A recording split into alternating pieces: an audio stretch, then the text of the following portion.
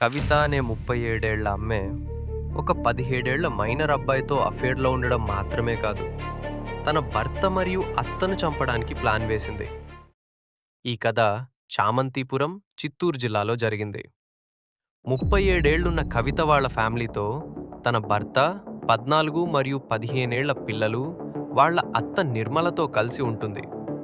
కానీ కవితకి అదే ఏరియాలో ఉన్న ఒక 17 ఏళ్ల మైనర్ అబ్బాయితో రిలేషన్షిప్ ఉంది.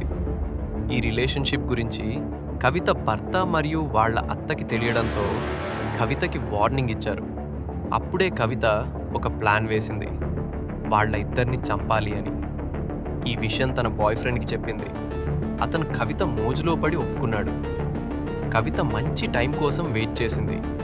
ఆ టైం ఒక రోజు వచ్చింది.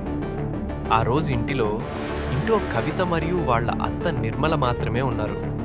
ఇదే మంచి అవకాశమని కవిత తన బాయ్ ఫ్రెండ్ని పిలిచింది. అతను ఇంట్లోకొచ్చాడు. అత్త నిర్మల కళ్ళలో కారం కొట్టాడు. తర్వాత కత్తితో పొడవడానికి ట్రై చేశాడు. నిర్మల గట్టిగా అరవడం మొదలుపెట్టింది. పక్కనున్న నేబర్స్ వినడంతో అక్కడికొచ్చారు. ఆ అబ్బాయి అక్కడి నుంచి పారిపోయాడు.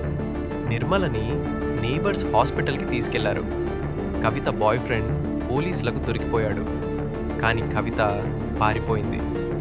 పోలీసులు ఆ మైనర్ అబ్బాయిని జువెనైల్ హోమ్కి పంపించారు. కవిత పరారీలో ఉందని డిక్లేర్